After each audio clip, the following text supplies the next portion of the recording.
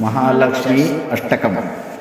इंद्र उवाच नमस्तेस्तु महामाये श्रीपीठे सुरपूजिते शङ्खचक्रगदाहस्ते महालक्ष्मी नमोऽस्तुते। नमस्ते गरुडारूढे कोलासुरभयङ्करी सर्वपापहरे देवी महालक्ष्मी नमोऽस्तुते।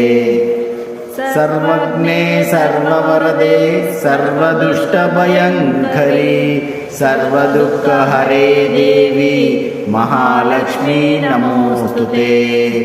सिद्धिबुद्धिप्रदे देवी भुक्तिमुक्तिप्रदायिनी मंत्रमूर्ते सदा देवी महालक्ष्मी नमोऽस्तुते।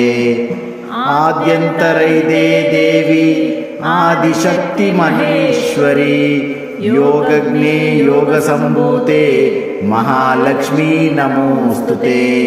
स्थूल सूक्ष्म महारौद्रे महाशक्ति महोदरे महापापहरे देवी महालक्ष्मी नमोऽस्तुते। पद्मासने स्थिते देवी परब्रह्म स्वरूपिणी परमेशी जगन्माता महालक्ष्मी नमोऽस्तुते। श्वेतांबरधरे देवी नानालंकारभूषिते जगस्थिते जगन्माते महालक्ष्मी नमोऽस्तुते।